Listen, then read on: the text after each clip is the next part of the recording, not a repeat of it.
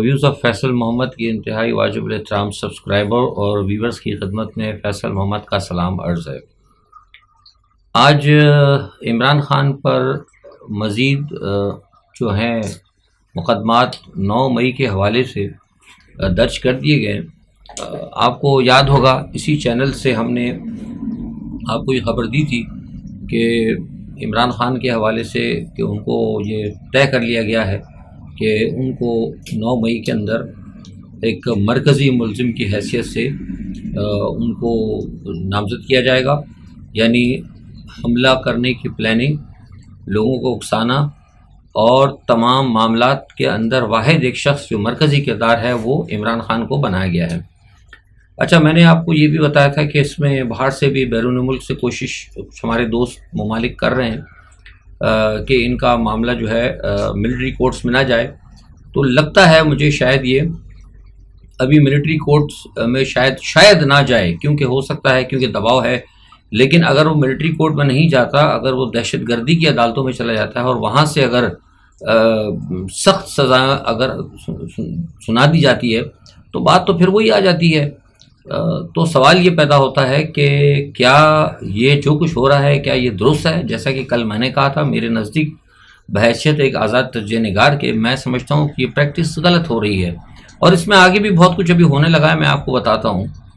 لیکن اب یہ جو عمران خان کو انہوں نے مرکزی ملزم جو انہوں نے بنایا ہے، وہ انہوں نے بنائی ہیں کچھ آڈیوز، کچھ ویڈیوز، اس کی بنیاد کے اوپر انہوں نے ثبوت اکٹھے کیے ہیں، اور اس کے اوپر انہوں نے پھر وہ ایف آئی آر جو ہے مختلف 3 یا 4 تھانوں میں کٹوائی ہے۔ اب سوال یہ پیدا ہوتا ہے کہ پاکستان کا جو قانون ہے وہ آڈیوز اور ویڈیوز کو تو بطور ثبوت ایکسیپٹ ہی نہیں کرتا ہے، سوال ہی نہیں پیدا ہوتا ہے، تو وہ تو کہتے ہیں کہ ہم اس کو مانتے ہی نہیں ہیں۔ جب پاکستان کے اندر ایک ایسی چیز کو جس کو کہ بطور ثبوت یا بطور جس کو کہ کہتے ہیں کہ پروف کے طور پہ جس کو ایکسیپٹ ہی نہیں کیا جاتا، تو اس کی بنیاد پر کس طریقے سے آپ مطلب یہ مقدمات قائم کریں گے؟ یہ بات میری ابھی سمجھ سے باہر ہے۔ یہ تو عجیبی کو تماشا ہو رہا ہے اس ملک کے اندر کہ عدالتیں کہتی ہیں کہ جو چیز کو ہم ایز اے پروف تسلیم نہیں کرتے، جو چیز ہمارے نزدیک ناقابل قبول ہیں، انہی چیزوں کی بنیاد کے اوپر آپ نے کیا کہتے ہیں سارے معاملات بنا کر اور عمران خان کے اوپر آپ نے مقدمہ قائم کیا ہے۔ بہرحال یہ ایک سوچنے والی بات ہے، اور اسی آڈیوز ویڈیوز کی بنیاد پر دوسرے پی ٹی آئی کے لوگوں پر بھی مقدمہ بنایا جا رہا ہے، تو یہ بہرحال ایک قابل غور بات ہے۔ یہ دیکھنا ہوگا کہ آئندہ جو عمران خان کے جو وکلا وغیرہ ہیں کہ وہ بھی دیکھیں اس چیز کو کہ آیا کس طریقے سے اس کو کورٹ میں پروسیڈ کرتے ہیں وہ۔ اچھا، آج ایک دوسرا افسوسناک واقعہ ہوا کہ جہانگیر ترین صاحب کے جو بھائی ہیں عالمگیر ترین، ان کے بارے میں آپ نے سنا ہوگا، جو مالک تھے ملتان سلطان کے، جو اونر تھے، انہوں نے آج خودکشی سنا ہے کہ کر لی ہے۔ انہوں نے ایک بیان بھی چھوڑا ہے، اور ابھی تو میں نے خیر آج میں کچھ مصروف تھا، میرا رابطہ نہیں ہو پایا، ایک آدھ جگہ میں نے بہرحال میسیج کیے تھے، لیکن ابھی تک مجھے کوئی جواب نہیں ملا۔ تو جب تک مجھے کوئی جواب نہیں ملتا میں کوئی اپنی طرف سے کوئی اس میں ہوائی فائر نہیں کروں گا، لیکن بہرحال یہ میں کہوں گا کہ جو بھی ہوا برا ہوا، اور وہ ایک اچھے انسان تھے، اور ایز سچ میرے جہاں تک علم ہے وہ اتنے کوئی ایسی بیماری کا شکار بھی نہیں تھے، خدا نہ خواستہ جسے کہا جائے کہ انسان بہت ہی زیادہ اس بیماری کی وجہ سے ڈپریشن میں چلا جائے۔ تو بہرحال یہ ابھی ایک حل طلب ہے، یہ دیکھیے کیا ایشو ہوا ہے۔ اچھا، دوسرا یہ کہ اون چودھری صاحب جو ہیں، آج انہوں نے پی ٹی آئی پر پابندی کی درخواست جو سپریم کورٹ میں دائر کر دی ہے، وہ میں نے آپ کو کہا تھا کہ کوشش کریں گے اپنے طور پر، کیونکہ میں نے یہ بات اسی چینل سے آپ کو بتا دی تھی کہ یہ بات جو ہے مطلب حکومت نے اپنے ٹیبل پہ رکھی ہوئی تھی کہ پی ٹی آئی کے اوپر ہر صورت میں پابندی لگانی ہوگی، اور جو بلے کا نشان ہے وہ کسی ایسے شخص کو دے دیا جائے یا ٹوٹل اس کو باہر نکال دیا جائے۔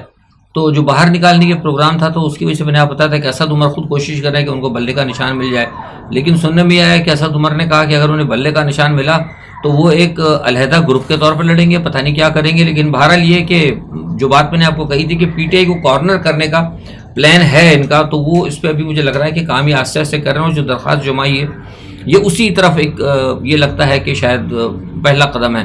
اچھا، پاکستان کی مقامی عدالت نے نواز شریف کو اشتہاری ملزم جو قرار دیا گیا تھا اس کے خلاف جو ہے نا الزامات کو انہوں نے کہا ہے کہ وہ غلط تھا، اور انہوں نے کہا ہے کہ جناب یہ سب جو کچھ ہوا ہے وہ غلط ہوا، اور انہوں نے کہا یہ فیصلہ غلط ہے، انہوں نے اس کو مسترد کر دیا، اور ساتھ میں یہ بھی کہا ہے کہ جو کچھ ہوا یہ سیاسی دشمنی کی بنیاد پہ ہوا ہے۔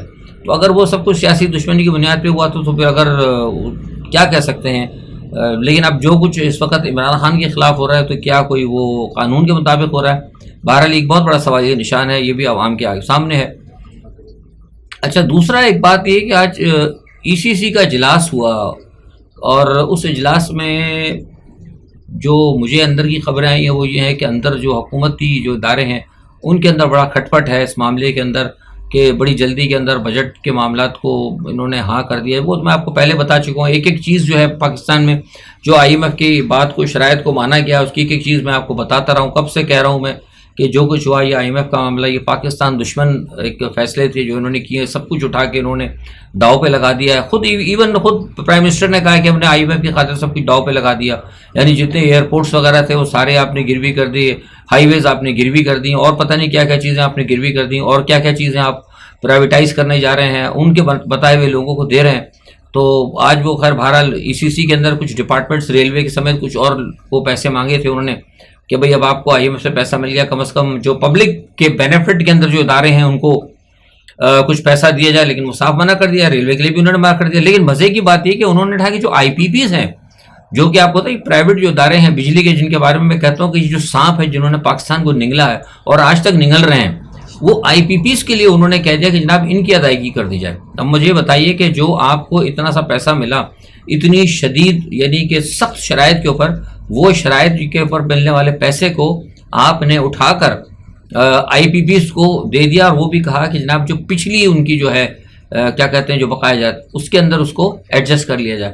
تو میں سمجھتا ہوں کہ انتہائی زیادتی والی بات ہے، اور یہ ملک اور قوم کے ساتھ بہت بڑی دشمنی یہ کر رہی ہے. اور مجھے لگتا ہے کہ اب پھنس گیا ہے بہت بری طرح کا پاکستان جو ہے وہ تقریباً پھنس چکا ہے بہت بری طرح سے.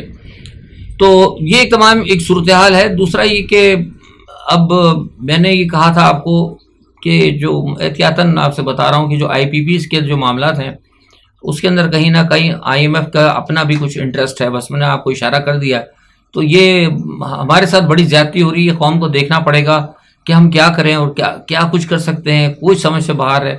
کہ میں جھوٹ نہیں کہوں گا، میں نے آپ کو بارہا کہا ہے کہ جس طرح کے لوگ باتیں کر رہے ہیں کہ وہ حالات درست ہو جائیں گے، جس طرح وہ شہباز شریف کہہ رہے تھے کہ اللہ کرے یہ آخری ہو، آخری پتہ نہیں کس وہ کہہ رہے ہیں کہ پتہ نہیں شاید ہو سکتا پاکستان رہے ہی نہ، کیونکہ جس طریقے پہ وہ جا رہے ہیں تو مجھے تو نہیں لگتا کہ پاکستان بچے گا آئندہ 1-2 سال کے اندر. تو ہو سکتا ہے وہ اس طرف اشارہ کر رہے ہو کہ آخری ہو، اس کے بعد تو نہ ملک ہوگا نہ ہم ہوں گے، ہم کہیں امریکہ وغیرہ میں ہوں گے، اور یہ ملک پتہ نہیں پھر جو ہوگا جو بولے گا ہماری طرف سے تو یہ خیر آخری ہے. تو کچھ ایسی صورتحال مجھے لگ رہی ہے. لیکن جو کہتے ہیں اگر اس کا تو مطلب یہی نکلتا ہے. میرے سامنے جو پیپرز کے اوپر جو چیزیں میں دیکھ رہا ہوں اس میں تو یہی مطلب نکلتا ہے کہ شاید یہ پاکستان کے لیے کوئی آخری خدا نخواستہ یہ بجٹ، مطلب یہ IMF کی طرف سے یہ قرضہ ہوگا. کیونکہ جو کام یہ کر رہا ہے، اور اسٹل آپ دیکھیں کہ IMF ابھی بھی آپ کو 1 ارب روپے دیا ہے. 3 ارب کی جو بات ہوئی تھی، اور اس میں 1 ارب دینے کے باوجود بھی وہ اسٹل کہہ رہے ہیں کہ ہم مزید آپ کو آ کے وزٹ کریں گے اور مزید شرائطیں دیکھیں گے، اور ساتھ میں یہ کہہ رہے ہیں کہ مزید آپ ان کے اوپر لوگوں کے اوپر مہنگائی جو ہے اور بڑھائیں، ٹیکسز اور لگائیں. تو پھر مجھے بتائیے کیا یہ ریاست بچنا آپ کو نظر آتا ہے؟ ریاست کا بچنا تو یہ ایک اہم بات ہے. لوگوں کو دیکھنا ہوگا. قوم پتہ نہیں کہاں، ہماری قوم تو بیٹھی سوئی ہوئی ہے، لوگ پریشان ہیں. میں شروع سے کہہ رہا تھا، آج سے 2 سال قبل کہہ رہا تھا کہ لوگ باہر نکلے، چھوڑ دیں آپ عمران خان کو، آپ اپنے حقوق کے لیے نکلیں، مہنگائی کے لیے نکلیں. ان لوگوں کو پکڑے یہ تو ملک آپ کا بیچے چلے آ رہے ہیں، سودے پہ سودا کیے چلے جا رہے ہیں، آپ کی ہر چیز فروخت کرتے جا رہے ہیں. لیکن قوم ہے کہ آرام سے بیٹھی ہے، مہنگائی بھی برداشت کر رہی ہے، سب کچھ برداشت کر رہی ہے، اور بس اللہ ہی اللہ ہو رہا ہے. تو پھر ظاہر سی بات ہے پھر اللہ ہی اللہ ہوگا. پھر تو جو مجھے نظر آ رہا ہے پاکستان کا مستقبل. نجم سیٹھی صاحب کوشش کر رہے تھے، آپ کو میں نے بتایا تھا کہ وہ اب مشاہد حسین صاحب بھی سنا وزیر اعظم کی دوڑ کے اندر لگ گئے ہیں، اور کہا یہ جا رہا ہے کہ وہ کہتے ہیں کہ اگر مجھے بھی وزیر اعظم بنا دیا جائے، عبوری وزیر اعظم، تو زیادہ بہتر ہوگا. اور جو آئندہ آنے والی حکومت ہے اس کے حوالے سے میں آپ کو بتا چکا ہوں کہ یہ بات سب سے پہلے ہم نے کہی تھی جس دن دبئی کے اندر مذاکرات شروع ہوئے تھے. جو لوگ ہمارا چینل دیکھتے ہیں ویوز آف فیصل محمد، ہم نے اسی دن کہہ دیا تھا کہ یہ مذاکرات ناکام ہوں گے. اس کے بعد پھر بہت سارے تجزیہ نگار بھی کہتے رہے، ٹی وی ٹاک شوز پہ بھی لوگ کہتے رہے، لیکن ڈے فرسٹ جو ہے نا ویوز آف فیصل محمد نے یہ کہہ دیا تھا، کیونکہ مجھے پتا تھا، کیونکہ یہ معاملات، کیونکہ وہ دونوں جو ہے نا بین الاقوامی طاقتوں نے، بڑی طاقتوں نے دونوں کو آسرا دیا ہوا تھا. اس لیے مجھے پتا تھا کہ دبئی کے مذاکرات ناکام ہوں گے، کیونکہ پس پردہ جو ہمیشہ کہتا ہوں جو چیس کا جو بورڈ ہوتا ہے نا وہ میرے سامنے ہوتا ہے. تو اس لیے میں نے کہا تھا کہ ناکام ہوں گے. اب وہ ناکام ہو گئے. اور یہ بات اب میں آپ کو بتا بھی دوں کہ نواز شریف صاحب جب اس وقت گئے تھے تو نواز شریف صاحب نے ان کو کہا تھا، زرداری صاحب کو واضح طور پہ یہ کہا تھا کہ جناب میں اس مرتبہ میں پرائم منسٹر شپ کے لیے میں خود آگے آ رہا ہوں. اس پہ بلاول صاحب نے کہا تھا کہ نہیں ہم چاہتے ہیں کہ اگر بلاول کو لے کر آئے تو انہوں نے کہا تھا کہ بلاول بہت زیادہ چھوٹا ہے، کم عمر ہے، ابھی اس کو تجربہ نہیں ہے. تو پھر اس کے علاوہ پھر زرداری صاحب نے اپنی ہی پارٹی کی کسی بندے کے لیے نہیں کہا، بلکہ انہوں نے کہا کہ پھر پرائم منسٹر میں بنوں گا. تو اس پہ نواز شریف صاحب راضی نہیں ہوئے. تو نواز شریف نے ان کو یہ آفر کی تھی کہ میں پرائم منسٹر بن جاتا ہوں، آپ کو ہم دوبارہ پریسیڈنٹ جو ہے پاکستان کا ہم آفر کرتے ہیں. لیکن زرداری صاحب نے اس کو انکار کر دیا، کیونکہ زرداری صاحب بہت سمجھدار ہیں، ان کو پتہ ہے کہ پاکستان کا جو پریزیڈنٹ ہے وہ صرف ایک اسٹیمپ والا صدر ہوتا ہے، اس کے پاس کوئی بھی اختیارات نہیں ہے. تو بہرحال یہ اصل وجوہات بنی تھی، اور آپ دیکھیں کہ اب کوشش کر رہے ہیں، کیونکہ اسٹیبلشمنٹ نے نواز شریف کے ساتھ وعدہ کیا ہے. یہ کھل کے میں آپ سے بات بتا رہا ہوں کہ ہم آپ کو لانے کے لیے تیار ہیں. اور کل میں نے آپ کو بتا دی تھا کہ جو جتنا زیادہ سرمایہ لے کر آئے گا وہی، جو لائے گا مال وہی بنے گا سکندر. تو کام اس پہ ہو رہا ہے. تو اب نواز شریف صاحب کوشش کر رہے ہیں، میں نے بتایا کہ وہ سعودی عرب گئے ہوئے ہیں، اور پھر وہاں سے کچھ معاملات طے کریں گے، اپنے جو پارٹنرز وغیرہ ہیں ان کو گھسیٹیں گے، پاکستان لے کر آئیں گے. اب زرداری صاحب پریشان ہیں، کیونکہ زرداری صاحب سے میں نے آپ کو پہلے بتایا تھا کہ وعدہ کر لیا گیا تھا. زرداری صاحب نے بلاول کو وہاں فوراً بھیجا، امریکہ بھیجا ہوا ہے، اور ان سے کہا گیا کہ جناب بات تو آپ نے ہم سے کی تھی. تو اب اس صورتحال کے اندر یہاں پر آ کے جو نا اب یہ اسٹیبلشمنٹ پھر پاکستان کے پھنسے گی. ایک تو یہ اس ایشو کے اندر اسٹیبلشمنٹ پھنس رہی ہے، دوسرا ایک اور جگہ جو اسٹیبلشمنٹ پھنس رہی ہے وہ یہاں کے پھنس رہی ہے کہ جو عمران خان کے لیے بات میں نے آپ کو کہی تھی کہ عمران خان کے اوپر جو مرکزی ملزم جو قرار دیا گیا اور ان کو جو سزا دینے جا رہے ہیں، اس کے اندر بھی اب پاکستان کے اسٹیبلشمنٹ جو اہم لوگ ہیں، اسٹیبلشمنٹ بہت سارے لوگ ہیں، صرف فوجی نہ سمجھیں آپ، اور بھی بہت سارے لوگ ہیں جو پاکستان کا جو ایک انتظامی ڈھانچہ ہے اس کے اندر بھی اختلافات پیدا ہو رہے ہیں. یہ میں آپ کو خبر دے رہا ہوں. کچھ لوگوں کا کہنا یہ ہے کہ یہ ہم معاملات کو نہ درمیان میں رکھیں، ہم چین کو بھی ہم نے دیکھنا ہے، امریکہ کو بھی دیکھنا ہے، لیکن سب سے زیادہ اپنے پاکستان کے مفاد کو اور پاکستان کے عوام کو مفاد کو دیکھنا ہے.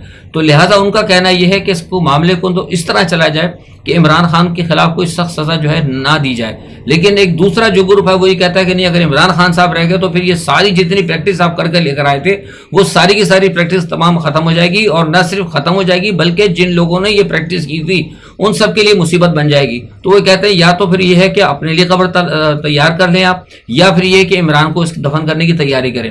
یہ جو ہے صورتحال، یہ ایک اور جو ہے اسٹیبلشمنٹ یہاں بھی آ کے پھنس گئی ہے. اسٹیبلشمنٹ اب دو جگہ پھنسنے جا رہی ہے. اسی میں آپ کو یاد ہوگا کہ اسی چینل سے میں نے کہا تھا کہ یہ جو حافظ صاحب آئے تھے، حافظ اپنا عاصم صاحب، تو میں نے ان کو کہا تھا کہ بہتر ہے کہ ان کو چاہیے تھا کہ جو کچھ باجوہ صاحب وہ کر گئے ہیں وہ فوری طور پر ان کو چاہیے تھا کہ اگر خود ٹھیک ہے جو غلطیاں عمران خان کی طرف سے، میں اس پہ بات ہی نہیں کرتا کہ وہ ان سے غلطی ہوئی کہ وہ فوج کی طرف چلے گئے، لیکن فوج کو تو اصل میں پتا تھا نا، اسٹیبلشمنٹ کو تو پتا تھا، تو ان کو چاہیے تھا کہ اس تمام معاملے کو اسی وقت ریورس کر کے اور فوری طور پہ انتخابات پر چلے جاتے تو معاملات درست ہوتے تھے. ورنہ یاد ہوگا کہ اسی چینل پہ میں بار بار کہتا رہا تھا کہ اگر آپ نے معاملات کو ریورس نہیں کیا اور عدالتوں نے بھی اگر اس معاملے کو درست نہیں کیا تو یہ آگے جا کے معاملات مشکل سے مشکل تر ہوتے جائیں گے. اور ابھی تو صرف کچھ ایک لوگ پھنس رہے ہیں، باقی کئی لوگ پھنسیں گے. ریاست کے لیے بھی مصیبت ہوگی، اداروں کے لیے بھی مصیبت ہوگی، پبلک کے لیے بھی مصیبت ہوگی، معاشی حالات اور خراب ہوں گے، سیاسی حالات اور خراب ہوں گے. کہ باتیں آج سے تقریباً میں 1 سال 8 ماہ قبل میں کہتا رہا ہوں، لیکن لوگ کہتے تھے نہیں جی سب کچھ کنٹرول میں ہے، سب کنٹرول میں ہے. اچھا ہم کہتے تھے بھائی ہوگا کنٹرول میں. اب جیسے جیسے وہ کہتے ہیں نا کہ جیسے جیسے گرد صاف ہوتی جا رہی ہے، چیزیں نظر آتی جا رہی ہیں. تو یہ صورتحال ہے، دیکھیں کیا ہوتا ہے. دوسرا یہ کہ سویڈن کے حوالے سے آج نواز شریف صاحب، ہماری کابینہ کے اندر بڑی زبردست بات ہوئی. شہباز شریف نے کہا کہ جناب میں ان کو وارن کر رہا ہوں کہ آئندہ کبھی نہیں ہونا چاہیے، اگر ایسا دوبارہ سویڈن نے کیا تو پھر ہم سے شکایت نہیں کرنا، پتہ نہیں کیا کریں گے. وہ پہلے تو اپنے کپڑے پھاڑتے تھے، شاید ہو سکتا ہے اس مرتبہ وزیر اعظم سویڈن کے کپڑے جا کے پھاڑ دیں. تو ان کو تڑی وڑی لگائی کہ بھائی ایسا نہ ہو کہ ہم تمہیں بھرے نہ کر دیں آ کے، کیونکہ ان سے ہونا تو کچھ ہے ہی نہیں، وہ تو اسی قسم کی تڑیاں لگاتے ہیں. تو بہرحال ہم آپ کو پتہ ہے ہم تو بیٹھے ہوئے ہیں، اپنا ہمارا حال تو ویسے خراب ہوا ہوا ہے. تو جب پیر خود ضعیف ہوتا ہے تو اس کا تعویذ تو ویسے اثر نہیں کرتا. تو کہنے کا مقصد یہ ہے کہ بہرحال انہوں نے دھمکی شمکی لگائی ہے، لیکن اس کا ہونے کا ہمارا فائدہ کچھ نہیں. آپ نے بس احتجاج ریکارڈ کرا دیا، یہ صحیح ہے. اگر کچھ کر سکتے تو جتنا کر سکتے تھے آپ پاکستان میں جو سویڈن کے سفیر ہے اس کو نکال دیتے کچھ دن کے لیے باہر، یا پاکستان کے اندر جو سویڈن کا سفارت خانہ ہے اس کا درجہ کم کر دیتے آپ. مطلب کوئی ایسی چیز کرتے نا، آپ کھڑے ہو کے زور سے تقریر کر دیں گے جی مجھ سے شکایت مت کرنا، پتہ نہیں میں کیا کر بیٹھوں گا. اور عجیب بچپنے والی باتیں. دوسرا یہ کہ فرگوسن جو ہیں، جو چیئرمین تھے، جو سربراہ تھے اس کے ویگنر کے، ان کو گرفتار کر کے نا خاموشی کے ساتھ، انتہائی خاموشی کے ساتھ بیلاروس کے صدر نے ماسکو پہنچا دیا ہے. اور وہ اس وقت ماسکو میں ہے اور اس وقت وہ رشین اتھارٹی کی قید کے اندر ہیں. اب دیکھیں ان کے بارے سے وہ کیا فیصلہ کرتے ہیں وہ دیکھنا ہوگا. اچھا دوسری طرف یہ کہ سویڈن پوری کوشش کر رہا ہے دوبارہ واپس آنے کے لیے، واپس آنے کے لیے نہیں بلکہ جوائن کرنے کے لیے اس میں، کیونکہ میں پہلے غلطی ہو گئی تھی مجھ سے، میں نے فن لینڈ کا کہا تھا. فن لینڈ آلریڈی آ چکا ہے، فن لینڈ کو دے دی تھی ٹرکی نے، لیکن اس کے اوپر جو ٹرکی نے پابندی جو لگائی ہوئی ہے ترکیہ نے، اس کی وجہ سے وہ پوری کوشش کر رہے ہیں. کیونکہ بائیڈن صاحب آنے والے ہیں لتھوینیا میں، جو ابھی نیٹو کا جو اجلاس ہونے والا ہے اس کے اندر جو سویڈن کے صدر سے بھی ملاقات ہوگی اور بہت سارے معاملات ہوں گے. تو سویڈن پوری کوشش کر رہا ہے کہ کسی طریقے سے اس کو نیٹو میں آنے کے لیے این او سی دے دیں اردگان. لیکن اب اردگان صاحب پھنسے ہوئے ہیں، کیونکہ پہلے تو ان کی شرائط تھی، وہ جو آپ کو پتا ہے کہ جو وہاں ترکی میں جو نے بغاوت کی تھی ان کے حوالے سے، وہ تو خیر انہوں نے کر دیا کام، ان لوگوں کو نکالنا شروع کر دیا. لیکن ایک مصیبت یہ آن پڑی جو انہوں نے قرآن شریف والی جو توہین قرآن پاک کر لی، تو وہ ایک چیز جو ہے ہو گئی. تو اس کی وجہ سے اب وہ بڑی کوشش کر رہے ہیں اور لوگوں سے بھی کہلوایا جا رہا ہے. سنا ہے کہ جو ترکیوں کے اور دوست ہیں ان سے بھی کہلوایا جا رہا ہے کہ ترکی کے ساتھ جن کے معاملات ہیں کچھ اسلحے وغیرہ کے، دیکھیے کیا ہوتا ہے. لیکن مجھے اگر ترکی نے اگر ان کو اجازت دے دی تو میں سمجھتا ہوں یہاں پھر ترکی کا جو ہے نا تھوڑا سا معیار جو ہے نا کمزور پڑے گا. کیونکہ لوگ یہ سمجھتے تھے کہ جو توہین قرآن ہوئی ہے اس کے اوپر ترکی نے بڑا زبردست سٹینڈ لیا ہے ایک ایسے دور کے اندر جبکہ کہ سویڈن کے اندر قرآن پاک کی توہین ہوئی ہو. وہاں ترکی کی جانب سے اس وقت سویڈن کو کسی قسم کا کوئی ریلیف دینا، میں سمجھتا ہوں کہ جو تھوڑا سا ترکی کا جو اسلامک تھوڑا سا کیا نا کہ اسٹینڈ، کہ بھائی یہ اسٹینڈ لیتا ہے، اس پہ میں سمجھتا ہوں تھوڑا سا شاید اثر اس پہ آئے گا. دیکھیے بہرحال کیا ہوتا ہے، جو بھی صورتحال ہو انشاءاللہ معاملات دیکھتے ہیں کہاں تک ہوگے. لیکن آج برسل کے اندر سیشن چل رہا ہے، صبح سے 2 سیشن ہو چکے ہیں، ابھی لیٹ میں بھی سیشن چل رہا ہے اور اس وقت بھی کوشش کی جا رہی ہے. شام کو چائے کا وقفہ ہوا، اس کے بعد یہ کوشش ابھی بھی کی جا رہی ہے کہ آج اس مسئلے کو کہیں نہ کہیں حل کر لیا جائے. آج کے لیے اتنا ہی. اپنا بہت خیال رکھیے گا. جو بھی صورتحال ہوتی ہے اپنا تجزیہ لے کر ہم دوبارہ حاضر ہوں گے. اللہ حافظ.